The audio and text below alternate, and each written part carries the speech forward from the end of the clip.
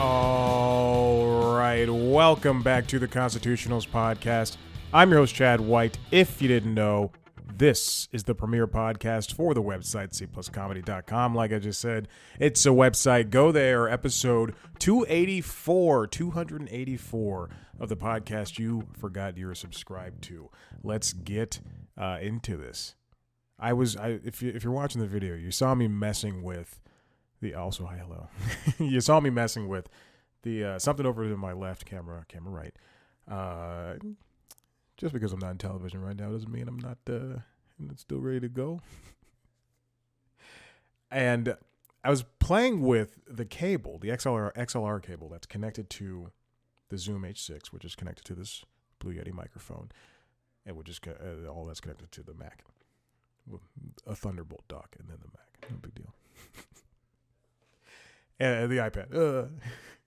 But for some reason, and you can't hear it, but prior to the show, if I enable the mic 4 where the iPad is plugged in, for some reason I'm hearing enough static and it's creating like TV signals. And it's not the TV that's over there.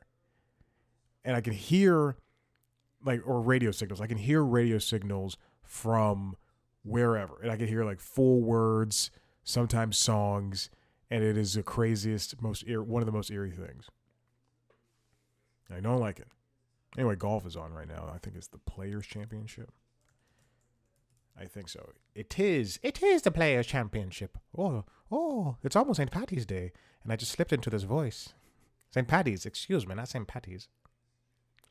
What's going on? I was trying to see Kung Fu Panda 4 today. Very true. At 11:45. I might just do it tomorrow. I wanted to have something to talk about. No, I just want to do it just because I could. I like the Kung Fu Panda movies. My concern about this movie, which I'm sure every Kung Fu Panda fan has had, because I had to Google to see if they had the Furious 5 in this, is that the Furious 5 is barely in it. In the first three movies, in the first movie, they were like the main characters alongside Poe. And in the second movie, they have reduced screen time. In the third movie, they're barely there. Now in this movie, apparently they're just there like in the background, like waving at Poe. Oh God. The only time tomorrow is at Realty 3D and it's 11:45. I would go to see 11:45, but I'm not paying money to go see a Realty 3D movie. I guess I'm not saying Kung Fu Panda in theaters. I guess I'm not being an adult and seeing it in theaters. You know what? I'm looking at times for next Tuesday, which I will not be able to attend. But I wanted to see Dune again. It's very true. I wanted to see Dune again. Only in Dolby. Or IMAX. That's a movie. Oppenheimer in IMAX, 70 millimeter IMAX is going to be. I was thinking about this watching the Oscars, which happened. I was thinking about this.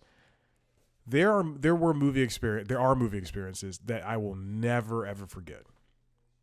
Whether it be because I was with a group of friends and we all enjoyed it. Project X, saw it in college, and I was with a bunch of my friends and. And we all like arrived in separate. I think it was like two different groups. A total of 5 guys. Burgers and fries. It's cost too much money to go there and eat. That was a news story I saw. They were talking about not just shrinkflation, but also the rise of fast food and fast casual. And that was at a time when I was eating that. And I guess we went. Anyway. I don't know what I was getting at. But anyway, there was a story about that last week I saw. But my friend, I drove with me and my friend Mike, and we ran into the theater just as the movie was starting. Like, literally ran in. And I don't know. This is a big thing. I don't like sitting near people. This is something that when I was going to movies throughout college, it slowly and surely, I built that requirement in. But when we ran in, the guys had chosen, the 3 other friends, Matt, Joel, and Kevin, had chosen not front row seats up front, but a cardinal sin of front row seats by the door, and that right when you walk in the middle section, and these three women sat behind us and were talking the entire time. And we're like, this is a movie about parties, and yeah, this is gonna be great. And then these women are like, judging all the women, going, look at these girls, like, why are you here? Let us enjoy the movie. Also, I saw the Hunger Games in college, the midnight showing. I don't do midnight showings, but I saw midnight showings of the last 3 Harry Potter movies. The last 2, not the last 3, the last 2 ones. Hunger Games, I saw the first 3 midnight showings, right? Or 2. It might have been 2. How often did those movies come out? Also, that last Hunger Games movie, Ballad of Song of Snakes, I enjoyed it. Well, it turns out I was, 2008. No, wait, those are books. Hold on. We got to find the movies. Where are the movies? How do you get to the movies? I don't need the novel. I want the movie, which is not bad. 2012. So I saw that. We definitely saw that one.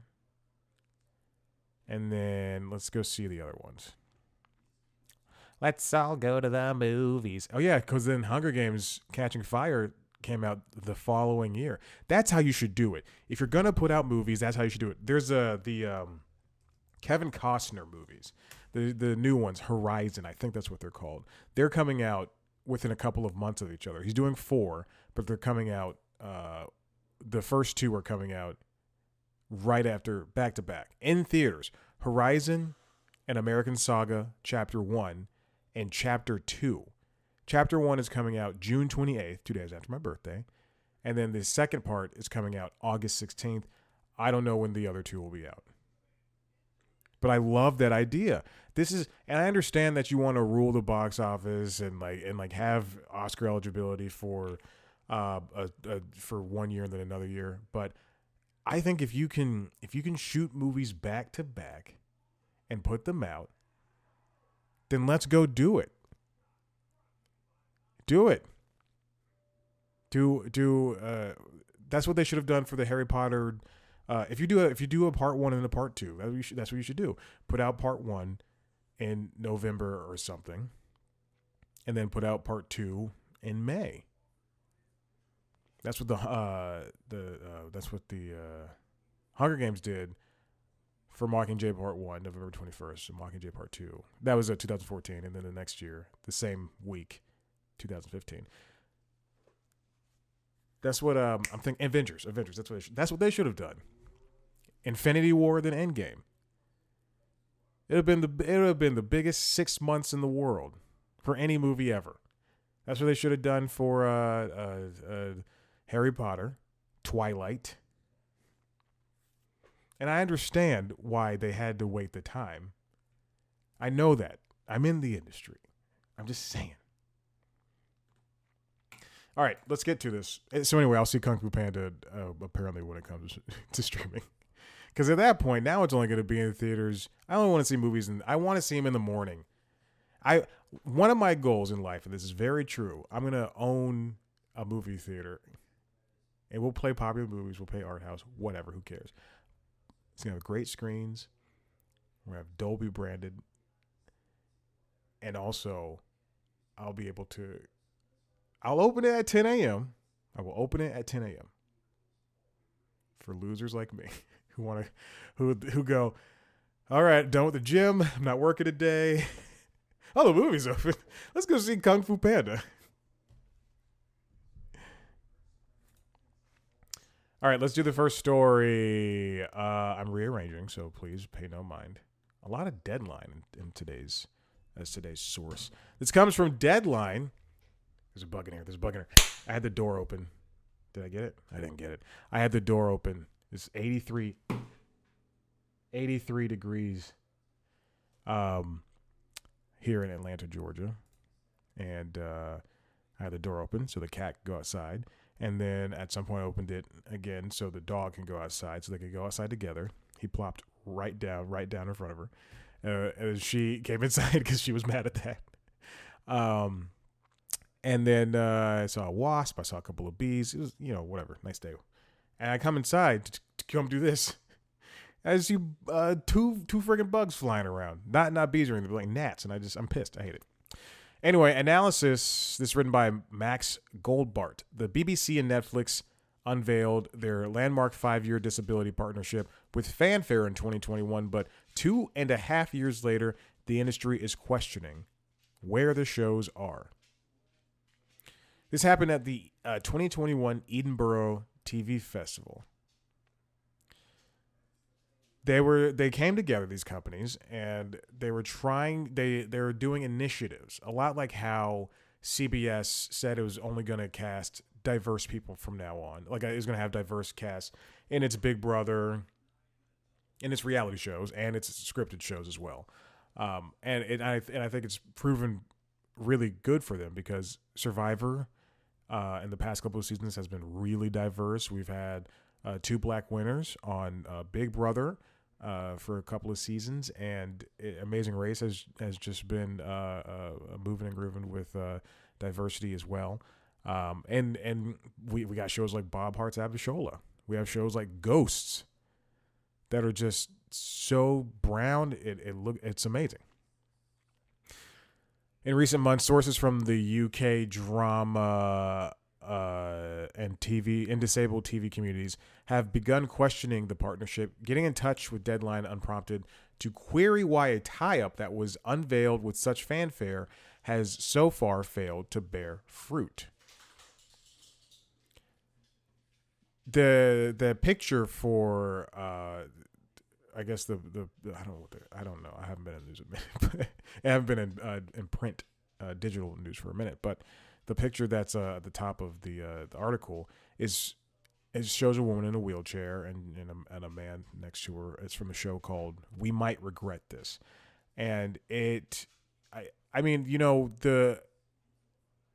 what with these shows and with these movies, what I've noticed is there a lot of and also this is a problem with movies and shows with people of color and women as well, is that the only way they get made is if you can work in the disability or whatever the diverse thing in quotes is into the plot of the show or the plot of the movie. So look at movies. Oh God, now I can't even think of that movie. Is it called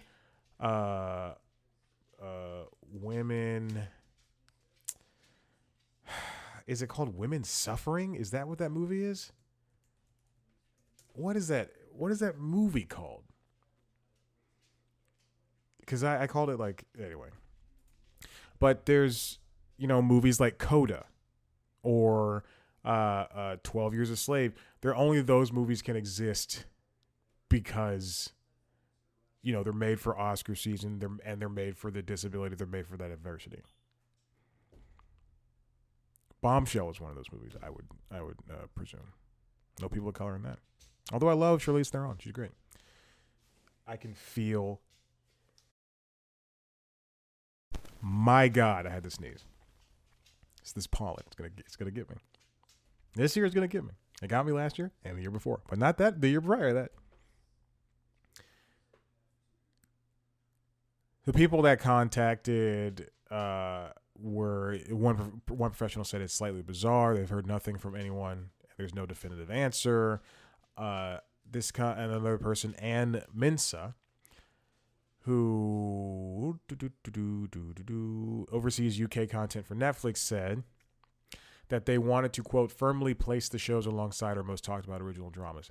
I mean, but see, that just goes to show that they're only looking to promote it if it has a reason to tell, oh, this person is missing their legs because, this is how it ties into the story. No, you don't have to do that. Deaf, disabled, and neurodivergent, this is more from the quote, creators are some of the least well-represented groups on television in the UK, and put simply, we want to change that fact. Together with the BBC, we hope to help these creators tell the biggest and boldest stories and speak to the broadest possible British and global audience. Some of the shows, one of the issues is some of the shows are in development hell.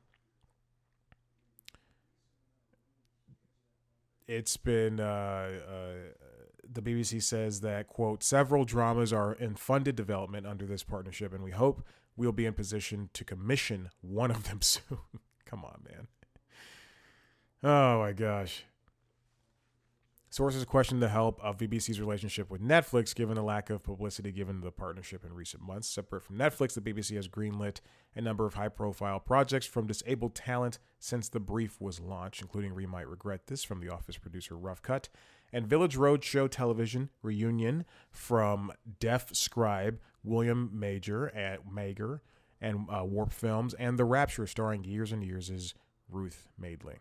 Netflix shows to feature disabled talent includes Special, Deaf You, All the Lights We Cannot See, and Sex Education.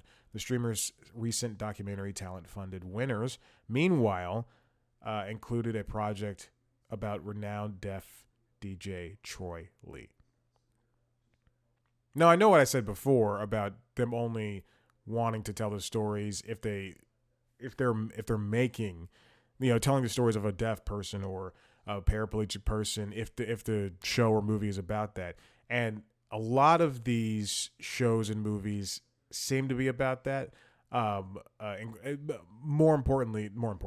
specifically, the Netflix shows like Special and Deaf You and All the Lights We Cannot See.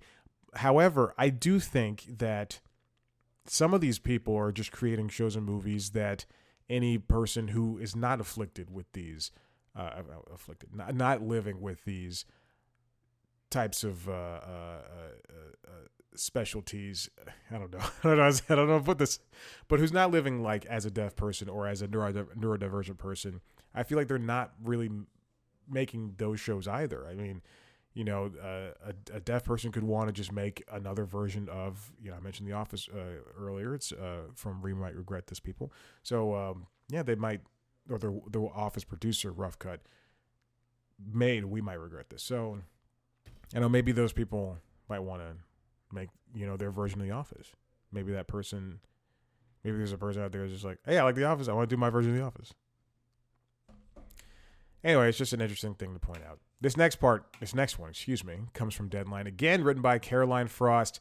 Netflix cancels Breakpoint after tennis series fails to match the success of Drive to Survive. Now, Drive to Survive is the F1 show that blew up during the pandemic, and since then there have been an innumerable, you can count them, but I'm going to say innumerable amount of shows to come in the style of that show, whether from that producer of the show, Drive to Survive, or not. So Drive to Survive is 6 seasons long. They just released the latest season. They've also got Full Swing, which is the golf one.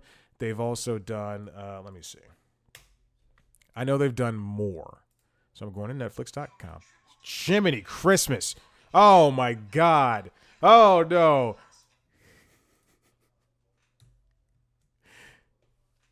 Why did this not mute? Okay. Max. I don't like Max. All the time, my LG MX keys and MX Master keys and other things, it's ridiculous. They get like disconnected, or the function row stops working. Why do they make the PC version so hard to use? Okay, so they've also got a new show called NASCAR Full Speed. They've also done Tour de France Unchained, I believe. I don't know. Anyway, but I started watching those shows because I got this treadmill that's opposite this wall in my storage unit. And every time I run on it or walk on it, I'm either watching, last night's Hawks or Mavericks game, the previous nights rather, or during football season, if I fell asleep during Sunday Night Football, or fell asleep during Thursday Night Football, or what have you. Just mostly sports stuff, because that's what I could just look down, glance at, and look back up at the iPad and keep running and be like, hear Peloton, be like, you're a mom, you're great. but I never my biggest issue, especially with these shows, is that, let's get back to the point of diversity from the last story, is that there's not enough diversity, and when there is, they lump them together. So case in point, when there are two brown people on Full Swing, Colin Morikawa and Jason Day, they got one episode together, as opposed to every other golfer who is getting multiple episodes, or they're giving the live golfers all of their dues and giving them like entire 2 episodes. For Full Swing, the show, one of the issues that they're talking about for season 3, because they just released season 2, is not getting access to the tennis people, not getting the most access they need. People like Coco Gauff or Nick Kyrgios, even though Nick Kyrgios is so far, I think, one of the biggest stars of it. But for me, for that show, for Breakpoint in particular, for just Breakpoint, is that it turned into like essentially a life show for some of these people. And yes, let's say they chose the 8 tennis pros or what have you, but they're showing like Taylor Fritz and his girlfriend, going to dinner, and they talk about tennis casually, but they just going to dinner. Like, I don't want to see this guy go like hang out with her. I don't care. I want to see tennis. That's the biggest issue. So anyway, the Times of London reports that the documentary series Breakpoint has been canceled after 2 seasons, citing poor ratings and lack of success to the sport's leading figures. Thing is, I don't care about Taylor Fritz, and the other people they chose, I'm a little iffy on, except for Nick Kyrgios and hold on, let me see, because there's a lot of people on that show that I do like. There's other people on that show that I could give a crap less about. They did Frances Tiafoe for like half an episode. Tom Lajovic, she's great. Who else? Whomstelse. Taylor Fritz was in 5 episodes. It's ridiculous. It says Frances Tiafoe's in 4, but I don't see anything. You can't say Nadal's in 6 episodes. They don't interview him or Novak. They don't follow Carlos.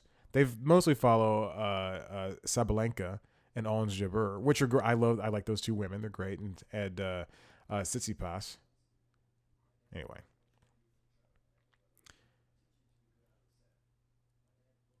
producers who enjoyed intimate access to figures on and off the track of Drive to Survive became frustrated by the hoops they had to jump through to feature the tennis's biggest stars.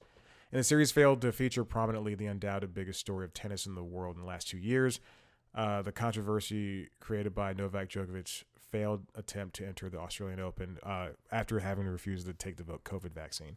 I think, that is a huge story, because that would be like not covering LIV, but it's not as big as LIV was to the PGA. And it just seemed, I mean, they could have definitely mentioned it, but I don't think it's as important as what is going on here. I think that's just speculation. As a result, the newspaper reports the series is unlikely to return unless viewing figures improve significantly for the second season. Again, if you like something, you have to watch it. Truly, that is how TV works. If you like a cartoon, if you like a drama, if you like a reality show, watch it. All right, this next one comes from Android Police, written by Manuel Vanau. Spotify tackles YouTube music head on with music videos. This is something that I think, years ago it was rumored that Google wanted to buy Spotify, and then Spotify said no, and then now we have a lot of figureheads in music streaming, which is fine. Competition is great and everything. However, I think that would have been a great acquisition. I don't know how it would have gone, because we know that Google likes to stop doing things and stop working on companies and stuff like that. But I do think that they could have worked on something where YouTube could have provided music videos to Spotify and to Apple Music. Because I mean, people watch music videos where? On YouTube Music, because that's why, or YouTube rather, and that's why it's such a big behemoth, is because music, you can just go to YouTube and go Texas Hold'em, Beyonce, and then you can find the lyric video, you can find the static video, you can find the music video at some point. Starting today, Spotify's rolling out, or excuse me, starting this week, rather, Spotify's rolling out music videos to some of its paid subscribers. The pets are fighting. The videos are available across all platforms, from your phones to your TV. It's an early pilot phase. There's only a small selection of music videos, and it's people like Ed Sheeran and Doja Cat, Ice Spice, Aluna, and Asake. It just seems like a place where the videos are just uploaded to the Spotify servers, and it's only in a few select regions: UK, Germany, Italy, Netherlands, Poland, Sweden, Brazil, Colombia, Philippines, Indonesia, and Kenya. It's a staged rollout, and so far America doesn't have it. I don't think this is gonna drive people to use Spotify more. One, because it is one of the most confusing music apps in the world right now. I have a 3-month subscription. I paid $10 for 3 months for Apple Music, and I had to get. Oh, speaking of which, I had to get new headphones. My Power Beats Pros are just dying, and God willing, the right one is just really struggling to survive, and they just couldn't hold anything. I have the case right there. So I got Beats Fits Pros, and Power Beats Pros, they had the hook that goes over the ear, but Beats Fits have ear wings, and those things don't typically fit in my ear. But everything's been working so far. I boxed in them today. I've done box jumps. I run with them on the treadmill. They work great. Switching is still a hassle from iPad to Android phone, but whatever. Anyway, I'm enjoying it. And the case is like this big compared to the behemoth. This is gigantic. Anyway, I don't know what I was getting at. But the music on Apple Music sounds great because they have the I've had Apple Music before, but they have the Dolby Atmos, they have the whatever, lossless and all that stuff, compared to no offense to SiriusXM and YouTube Music, which are my two primary ways of listening to music. It just sounds way better. But music videos, I think, are important for people to enjoy music. And Spotify has not ruled out its hi-fi listening thing. So this music video thing works well for them. Tidal also has music videos, and Apple Music as well. But I don't think Vivo is around. They mentioned Vivo, but you'll see, Vivo is still around. I think Vivo was acquired by, what is the name of the thing? Google. I thought they were, but they weren't. Anyway, it's just Spotify's late, and this is not going to. I don't think this is going to be something that impacts their bottom line, and in fact, I don't think it's going to be something that they're going to stick with entirely, or they're like, not every song is going to have a music video tied to it. Unlike YouTube Music, you go to YouTube Music and you pop it open, and I can hit on a song like let me see. Do not play. If I could hit on a song, and it can go video right there, and I can hit on that, and it can go to a video immediately. Oddly enough, there is no video for this song. Let me choose American Idiot. No, but yeah, for YouTube Music, the song switching is easy. All you have to do is hit video, and it'll literally just start playing the video from right where you were. I got a text like almost immediately as soon as I turned it back. Nothing bad. It's just one of my best friends. Okay, let's move on. This comes from Kevin Roose over at the New York Times. I use his first name because I know this guy. I don't know him personally, but I've heard his voice multiple times. TikTok is its own worst enemy. Speaking of Green Day, do you know your enemy? You're welcome. In 2020, when the Trump administration first tried to force TikTok's Chinese owner ByteDance to sell the app or risk having it shut down, I argued that banning the app in the United States would do more harm than good. Here's the thing. Every so often, you agree with something that a lunatic says. Someone you don't like and you hope disappears from the face of the planet. But you agree with something they say because there is a small point to it. Before, I will say this, I thought banning TikTok would be a good idea because I didn't use it. And there's security threats and everything. But I think if I look back, my argument would probably have been not fully ban TikTok, but regulate it in some sense. And I was listening to Pivot with Scott Galloway, with Kara Swisher and Scott Galloway, and they were talking about, they released a bonus episode of the show from South by Southwest talking about the TikTok ban, and they mentioned how it should have been regulated. And yes, I think regulation would have been the better thing if the Trump administration had started with that. And now we've got the Biden administration talking about banning it, where they passed a bill in Congress, in the House, rather. And at this point, I think it's such a big company. And I saw on CBS Mornings this morning, or I don't know, Today Show or Good Morning America, whichever one, that taking away TikTok would take away millions, hundreds of millions of dollars away from, their words, content creators. And you know what? A lot of people, they sell things on TikTok. This is how they make their money, by making videos, whatever, having advertisers do that. TikTok's not going to disappear. There'll be another way to access it. There'll be different ways to get to it. There's before Elon Musk bought Twitter, how many Twitter apps were there? There were like 4, 5, 6, 10, 12, whatever. And some were better than others, like Hootsuite or TweetDeck. So there'll be different ways to access it. It just won't be TikTok in name if this goes through. But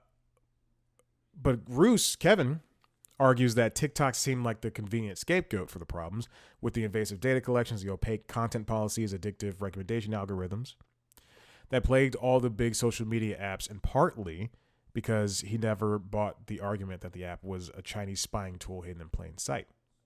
He's still skeptical about that.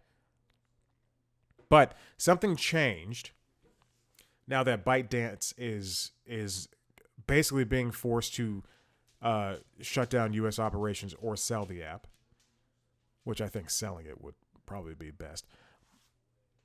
But recently, in the past week, TikTok has been pushing out, if you have push notifications on your phone or on your device for TikTok, they're asking you to contact your representatives because of this congressional bill. And as Kevin writes, flood their representative offices with angry calls.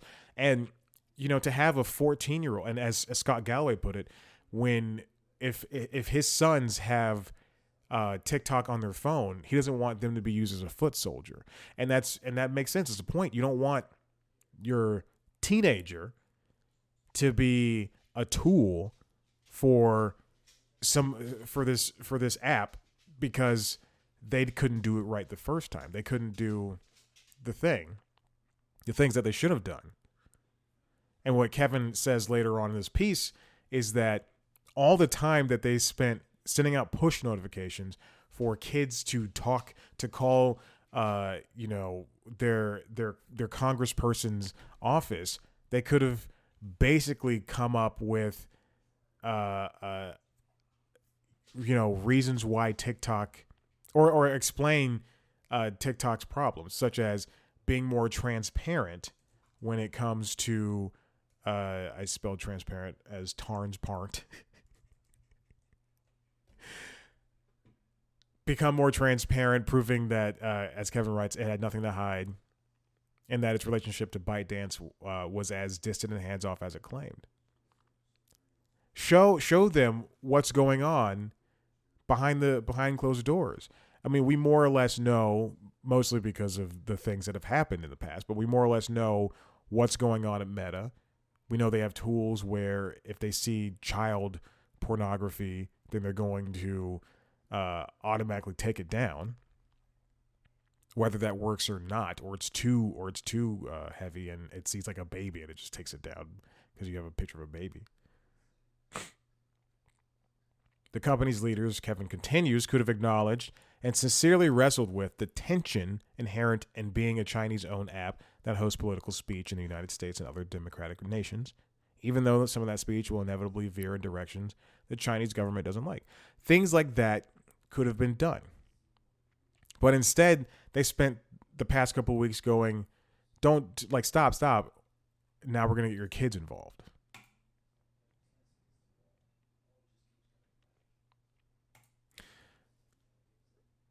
TikTok's now at an impasse.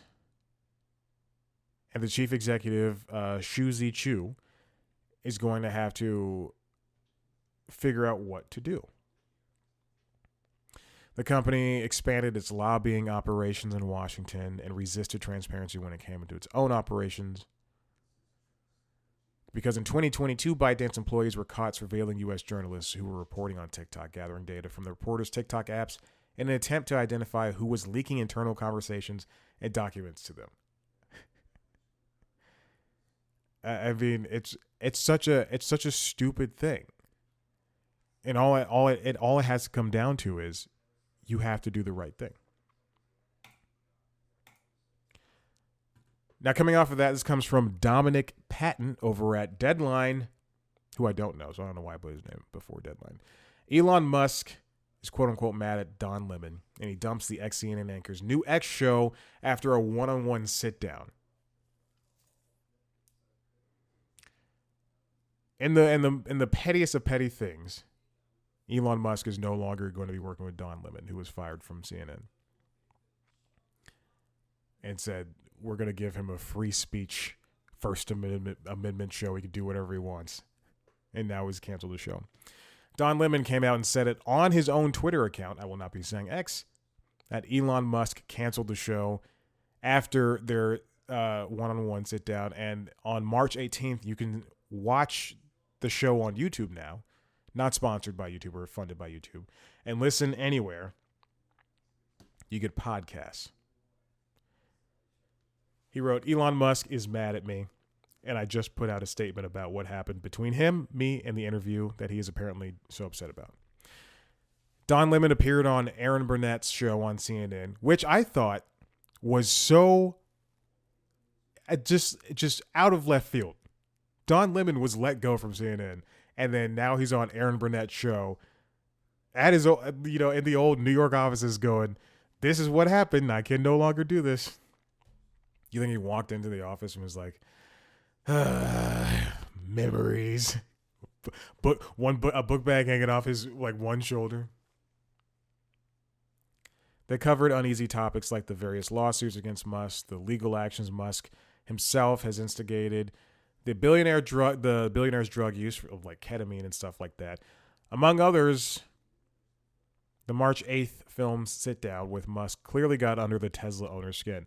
There was a clip on the morning shows this morning that just a close-up of Musk just showed a guy who was clearly, and I couldn't hear because I was cycling and so I was listening to Peloton, but the way Musk looked, he was just not pleased with anything that Don was asking him.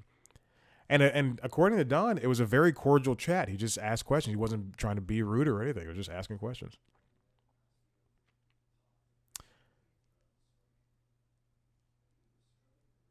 So Tucker Carlson's the only one who is doing his show in that way. But anyway, I don't know why I said that. I was just reading that.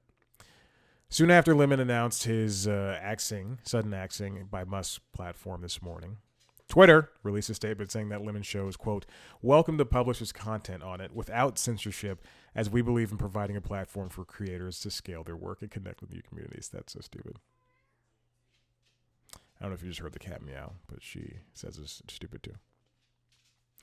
However, like any enterprise, we reserve the right to make decisions about our business partnerships. And after careful consideration, Twitter decided not to enter into a commercial partnership with the show. Oh my gosh. Elon Musk said his approach was basically, quote, just CNN, but on social media, which doesn't work, as evidenced by the fact that CNN is dying. And instead of it being the real Don Lemon, it was just Jeff Zucker talking through Don, so it lacked authenticity. All said, let's see. All said, Lemon slash Zucker are of course welcome to build their viewership on this platform with everyone else. You're the dumbest human being alive, and you're just, my gosh. It's time. It's time for you to just give up.